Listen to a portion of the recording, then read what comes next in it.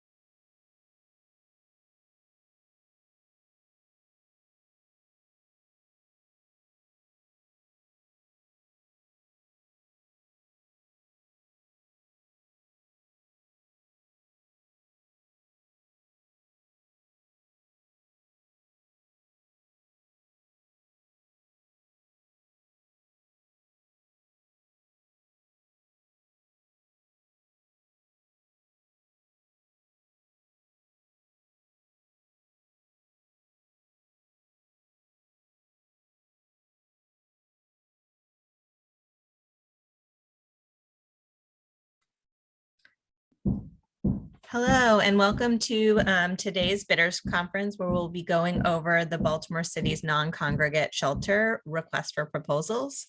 My name is Paroma Nandi, and I will be presenting along with my colleague, Angela McCauley. The agenda today will be going over the overview of the RFP, eligibility, project design, and the review and selection process, and we'll also have a Q&A at the end. And then just to note, just some housekeeping, this webinar is being recorded and will be posted along with the slides and FAQs later today or early tomorrow. And then attendees right now are muted.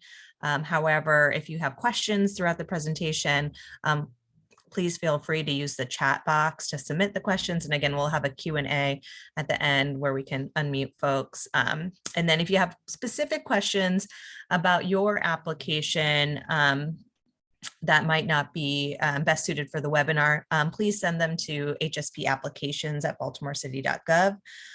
Again, we'll be reviewing that inbox throughout the competition to ensure we answer questions as they come along. And then with that, I just wanted to share, we are the Mayor's Office of Homeless Services. Our mission here is to make homelessness rare, brief, non-recurring in Baltimore City.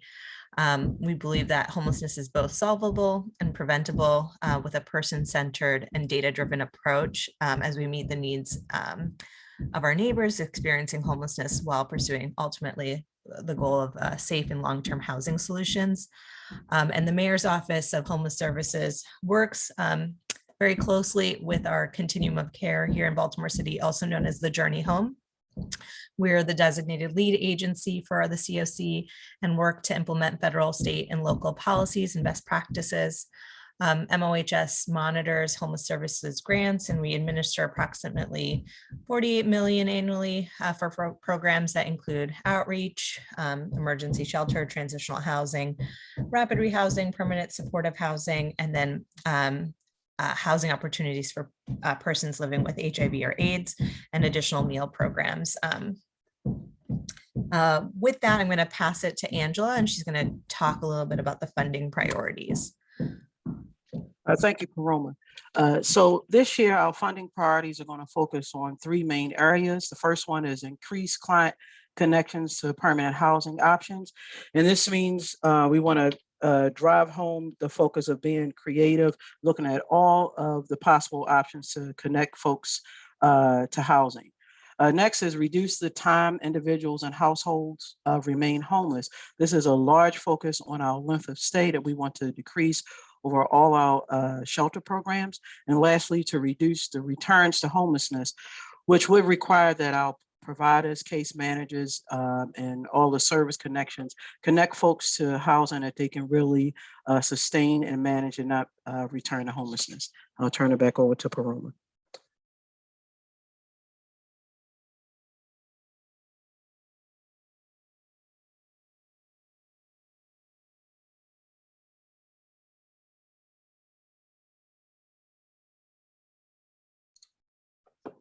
Okay, I think we might have lost. Sorry, there you go. I was on mute. Thank you, Angela. So along with the Mayor's Office of Homeless Services, our COC at the Journey Home has produced an action plan to end homelessness, and any applicant or grantee should definitely review the action plan in detail. But really there's a focus along with this, this proposal to a connection to that action plan. And again, we've highlighted some of these areas. So again, we're looking for project outcomes that are focused on connecting participants to permanent and affordable housing. Projects will need to use the coordinated entry and/or coordinated access system to refer and match participants to services and housing. And Angela will talk about that a little bit more in detail later. Projects will need to provide comprehensive services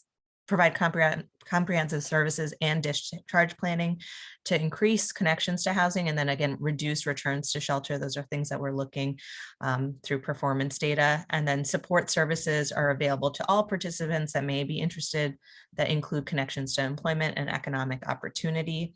And lastly, but not leastly, I definitely want to address any racial inequities within the homeless service system, specifically within our emergency shelter system, and specifically work to advance racial equity within all of our programs. And so again, that's something just to keep in mind as you're putting your proposal together. The timeline for this request for proposal, the release was April 21st. Our application deadline is just, it's coming up shortly, May 23rd at 4 p.m. All applications will be required to be submitted on time. We expect decisions to be made within a few weeks of the application deadline. And so conditional award notifications and potentially contracting will begin in early to mid-June, with a project start date of July 1st of 2022. So again, this is a pretty quick turnaround and within our timeline. And if you have any questions about that, feel free to ask.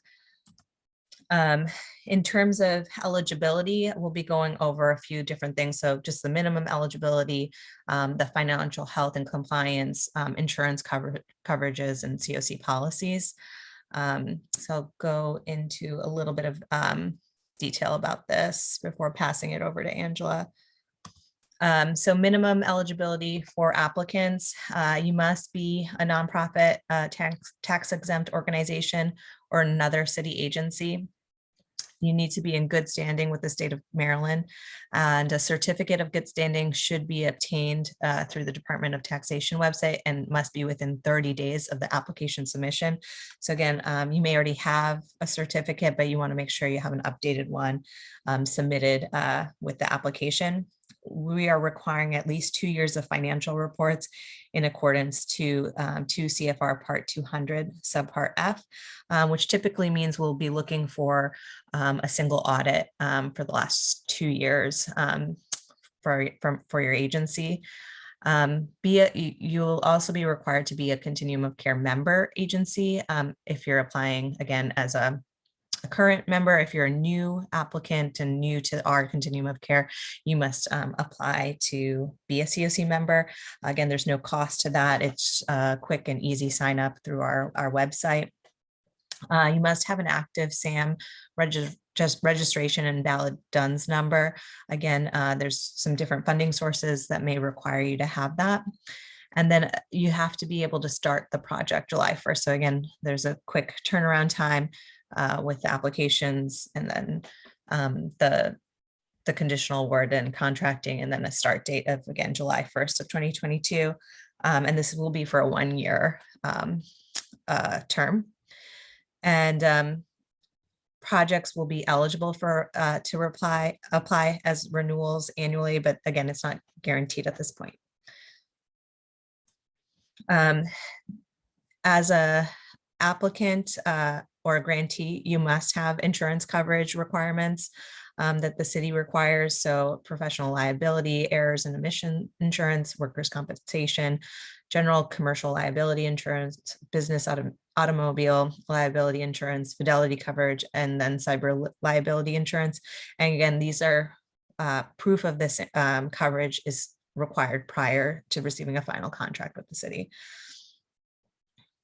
If you're a faith-based organization, as a condition of receiving funds, an organization must agree that you will not discriminate against any employees or applicant for employment based off religion, and will not limit employment or give preference in employment on the basis of religion.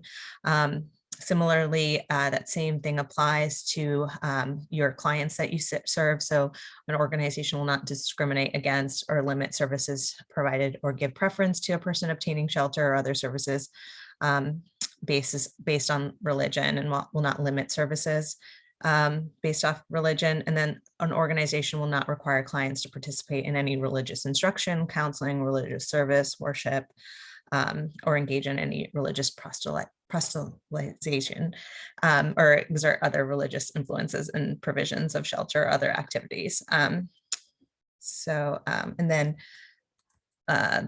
last thing I'll talk about is the Fair Housing Act of 1968. All grantees will need to ensure equal access to housing and guarantee equal access without regard for race, color, national origin, religion, sex, or familial status.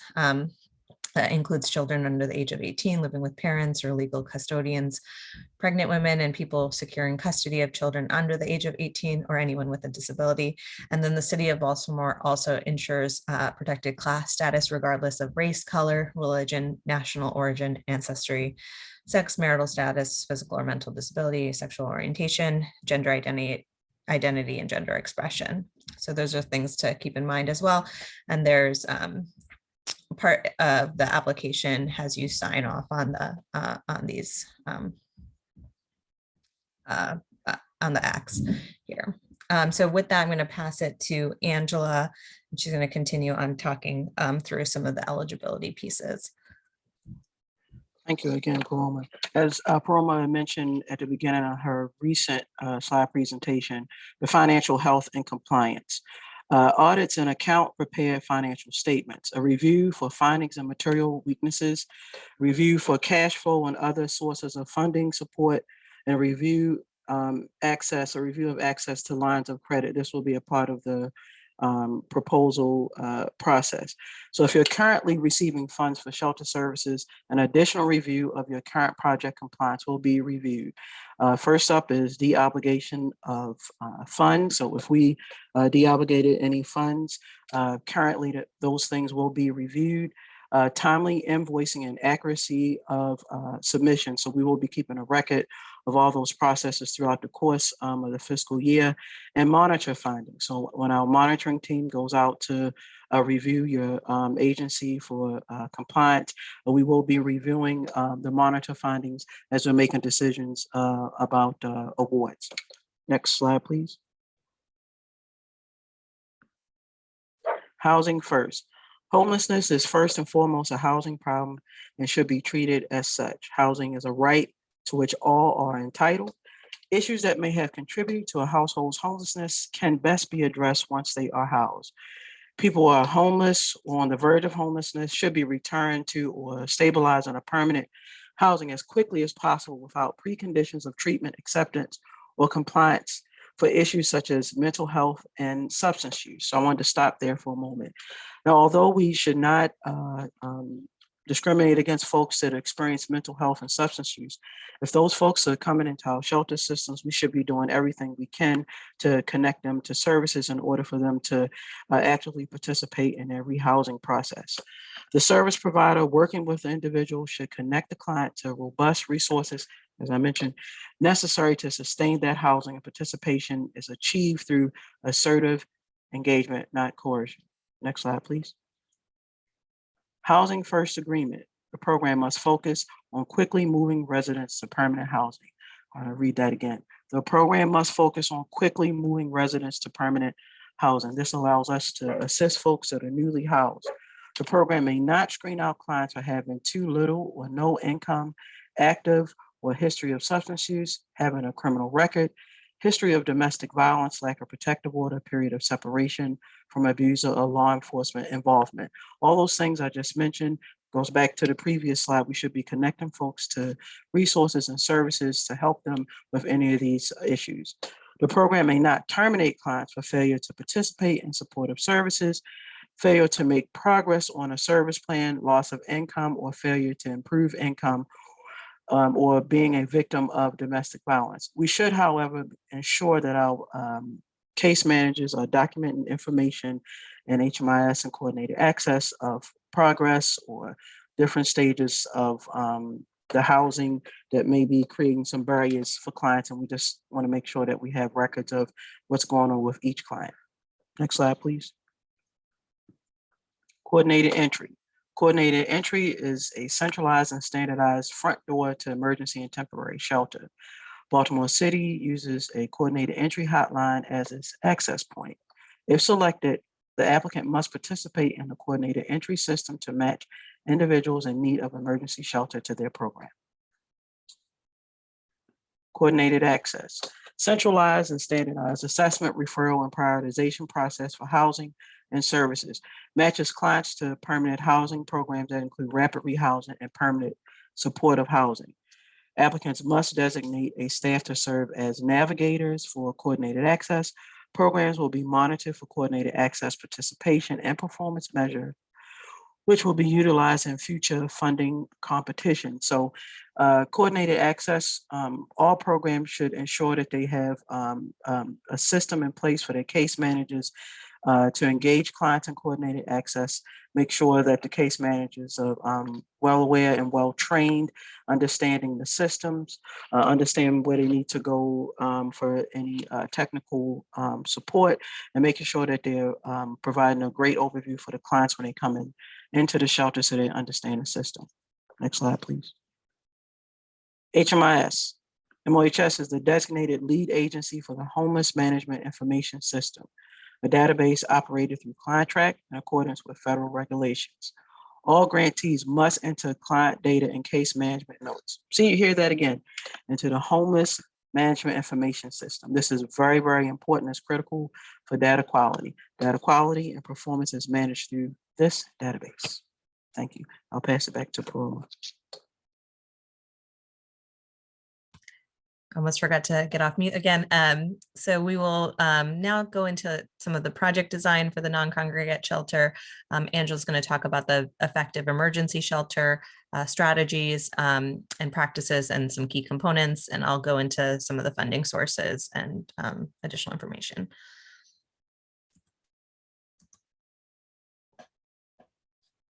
passing it to Angela here.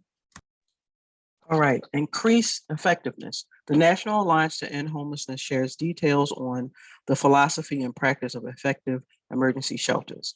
As we've discussed previously, Housing First approach. Align practices and policies with Housing First approach so that anyone experiencing homelessness can access shelter without prerequisites and assist people to access permanent housing quickly. Safe and appropriate diversion. This is a huge focus our office has this year because all our folks don't necessarily need shelter. So we want to make sure that we are greeting people at our access points and even folks that are accessing shelter on the weekends to find out what's the most appropriate services for them. Provide diversion services to find safe and appropriate housing alternatives before entering shelter through lighter touch solutions and or identifying community supports. Immediate and low barrier access. Eliminate policies that make it difficult to enter, stay in shelter, or access housing and income opportunities. Housing focus, rapid exit services. Focus services in shelter on assisting people to access permanent housing options as quickly as possible. So as you're planning out your processes for and your plans for clients coming into shelter, look at timelines and time frames and how you can help folks access identifiers or other things that they may need in order to connect to housing. Data to measure performance. Focus on percentage of exits to housing, average length of stay in shelter, and returns to homelessness to evaluate the effectiveness of shelter and improve outcomes.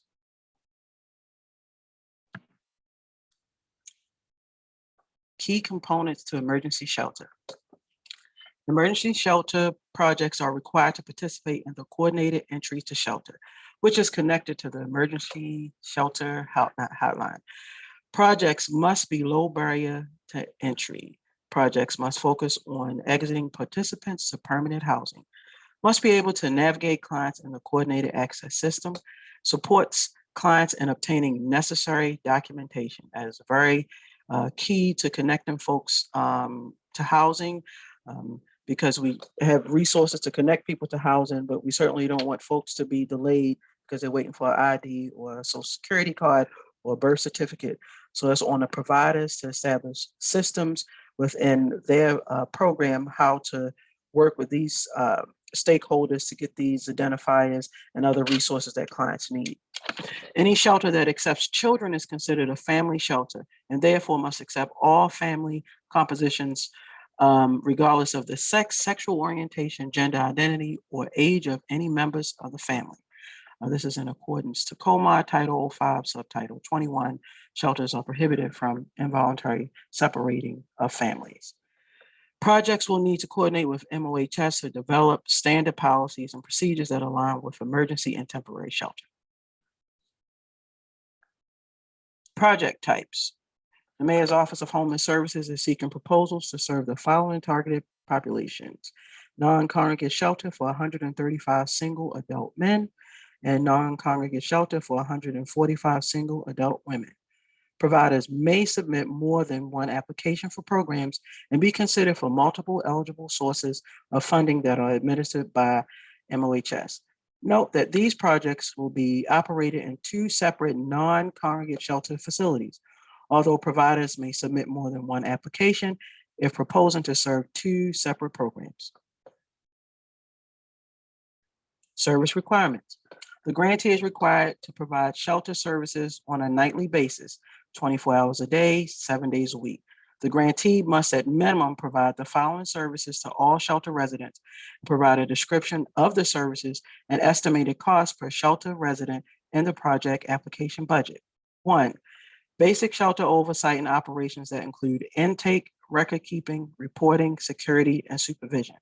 All these areas I just covered should cover 24/7. So all the services that are provided Monday through Friday should still be available on the weekend to ensure that we're providing well-rounded services for all clients, no matter what time or day that they may enter the shelter. Provision of basic services to include food, 3 meals and snacks throughout the day, and access to water. So I want to dive a little deeper on the meals. So we have a number of clients that are seeking services from our shelters. They have special diets. We have folks that are diabetic. They may be vegan, or someone may be pregnant requiring a double portion that is authorized by a doctor. We must ensure that we are providing meal services and connecting with the food vendor to ensure that we're providing the appropriate meals for clients, as well as access to water, which is a very critical, important uh, uh, means of providing dignity and respect for the clients that we serve. Hygiene and sanitation products, on-site care coordination that emphasizes rehousing and linkages to services. We probably mentioned that 100 times here. This is very important. On-site care coordination that emphasizes rehousing. That's the focus, to rehouse folks so that folks can decrease their length of stay in shelter. Mental health and substance use services that may also include referrals to providers. Behavioral health crisis management that demonstrates behavioral health partnerships and or on-site crisis prevention specialists. This is also an important area. We do have our clients that are experiencing a traumatic time in their lives, and sometimes folks are in a crisis, and we rely on our providers to have some sort of crisis management in place to address and provide those type of supports for the clients to avoid, in some cases, calling the police if we can have some intervention right there in a moment. Project organizational staffing. The applicant is required to include a project organizational chart that details all staff and includes a dedicated multidisciplinary team to provide comprehensive client-focused services to address clients' immediate needs for rehousing and other critical service needs to return individuals to self-sufficiency. In addition to detailed description of shelter operations, the project organization chart will need to include a minimum titles for each staff person. I wanted to kind of go over this chart. So obviously we need a program director, which is the person in charge of the overall operations of that facility. We also require assistant director. So in the absence of the program director, the assistant director can manage the day-to-day operations and also be aware of everything that is operating within the shelter. And because folks do take off on vacation, we don't want to wait for the director to come back for critical things that need to be addressed. We also need to have a lead case manager or a care coordinator. This person is responsible for the case managers or care coordinators. This individual should be very knowledgeable about what's going on with every client within that facility, and also can provide guidance for the case managers for service connections or any type of challenges the case managers may be dealing with the clients. We have intake coordinators. Their primary focus is to complete the intake process for clients coming in. This is a good time where we collect information about any special diets they may have, any other special needs this person may have in the beginning, and this information should be transferred over to the case manager, supervisor, and the case management team. Obviously, we need security to ensure that everyone's safe. Make sure we have a reputable security company, and we have the residential monitors that are assisting with meal service and safety within the facility, working with security, monitoring clients, making sure we're not having any crisis going on without the proper intervention, taking notes about what's going on with the clients to share with the case managers. This provides a well-rounded package for the clients when we're trying to provide services for them. We have an opportunity to see the whole picture. So it's valuable to have residential monitor input.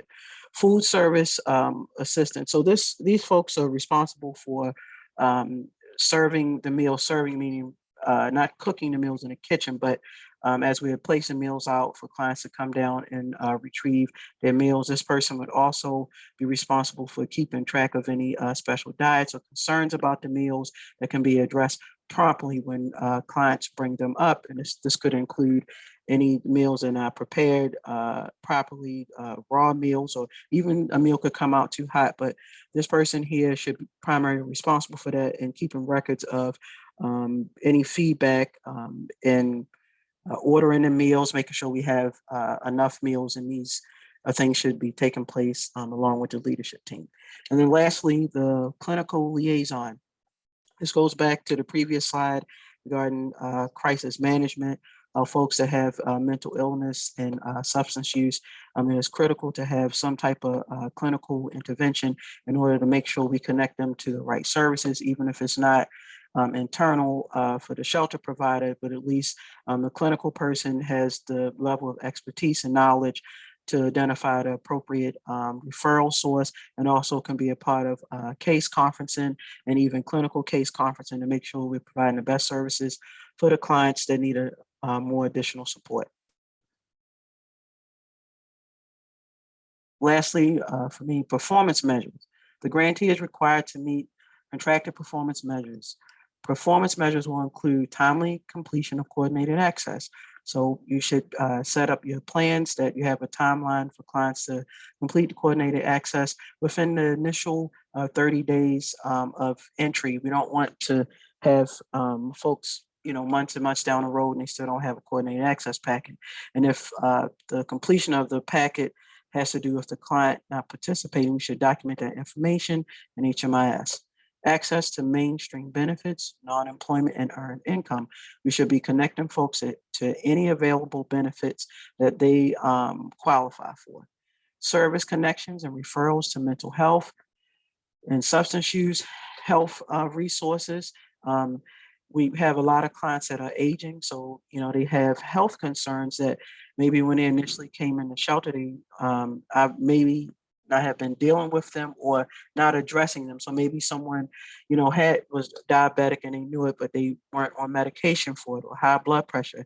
It's our responsibility to do the best that we can to connect folks to the appropriate providers to ensure that they're receiving the best treatment possible. Exits to permanent housing. Exits to permanent housing. It's like a song. Exits to permanent housing. That is our primary focus for the shelter providers, to assist our folks in exits to permanent housing, so that shelter could be a temporary situation for them. A length of stay in emergency shelter. We want to work extremely hard to decrease the length of stay.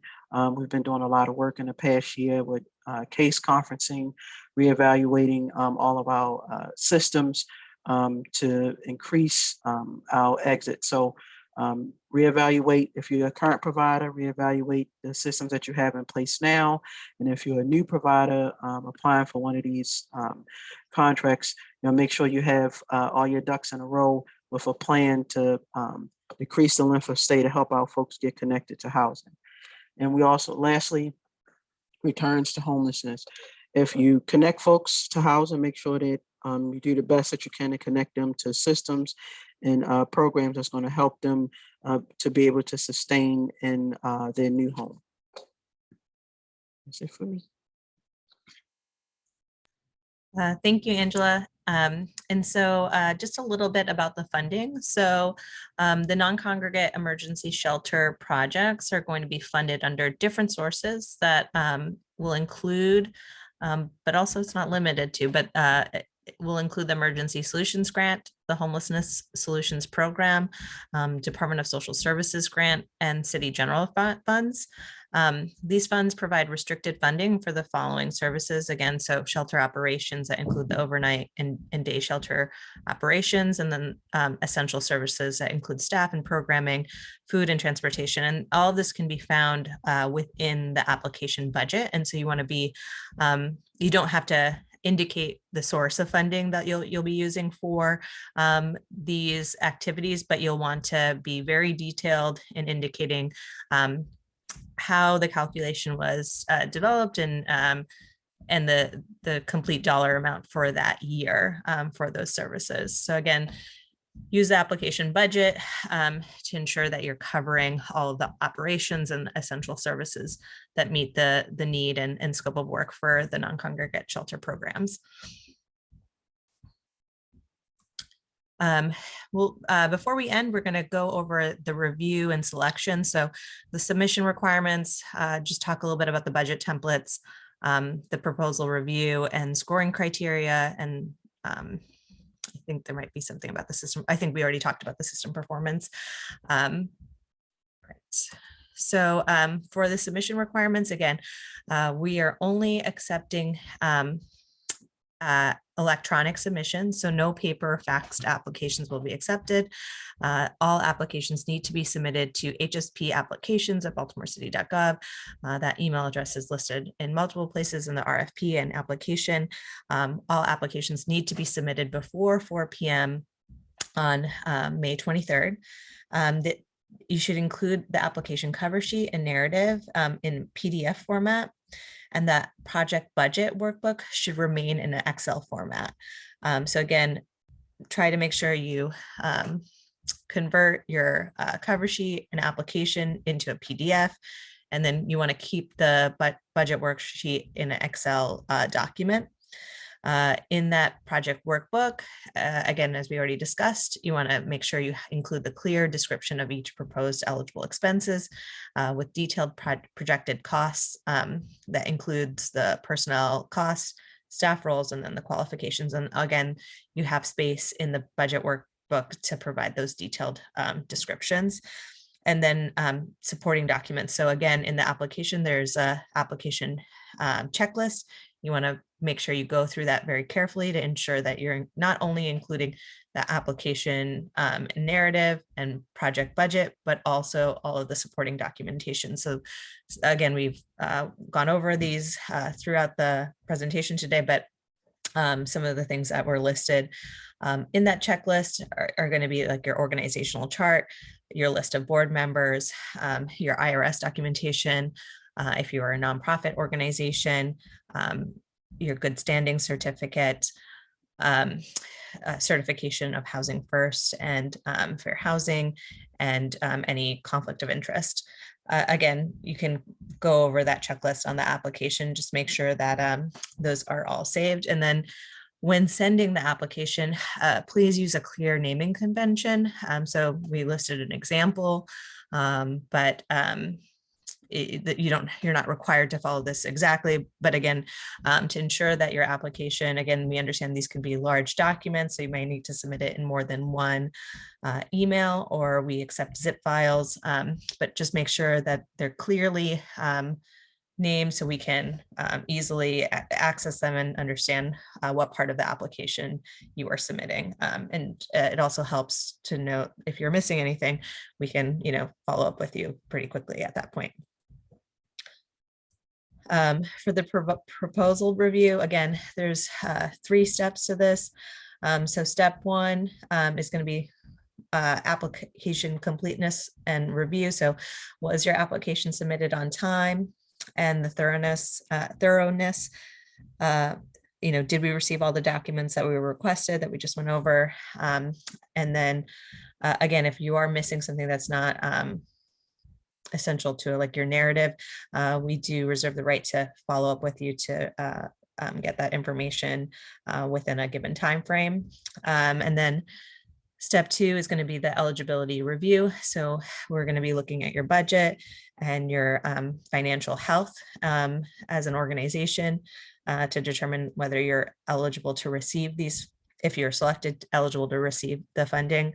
So again, we'll be reviewing to make sure that that your proposed or activities are in accordance with each of the funding sources and our allowable costs, and that your agency has the capacity to manage funds if received. If your project passes step 1 and step 2, it'll move to project scoring and be evaluated by a review panel. The panel is both COC stakeholders, that includes people with lived experience, and MOHS staff. There's more detail in the actual RFP on your project scoring, but just to quickly go over, these are the areas that we'll be looking for: your project description, your organizational experience and capacity, your ability to collaborate, your project work plan for the first year, and the budget, and then the overall quality of your proposal. So scoring is out of 100%. And again, there's some more details within the RFP on things that we're going to be looking for specifically in your application narrative. With that, I'm going to mute the webinar and we can go to the chat to see if there are any questions. Again, this webinar is being recorded. We will be posting the slides and the recording on the MOHS website. And again, if you don't have a question right now, we do encourage you to follow up with us after the presentation and submit your questions to that HSP applications inbox. All right. And with that, I'm going to mute, and then we'll hold on for about 5 minutes to see if we have questions, and then we can try to answer them as quickly as possible.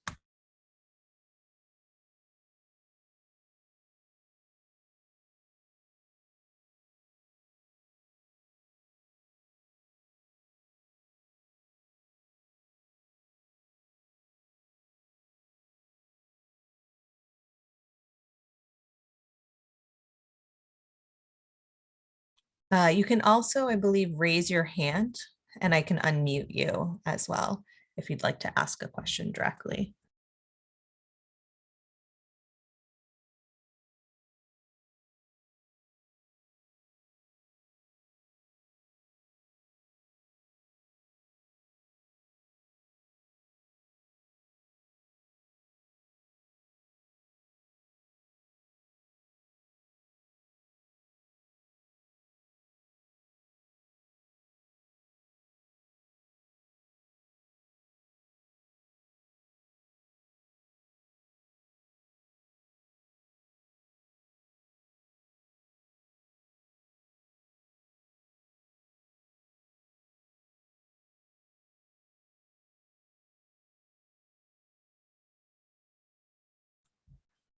So it looks like we don't have any questions. Again, if anything does come up, we really encourage you to follow up with us after today's presentation. And with that, thank you for participating in today's webinar. We look forward to seeing your proposals and have a great day. Thank you, ma'am. Bye-bye.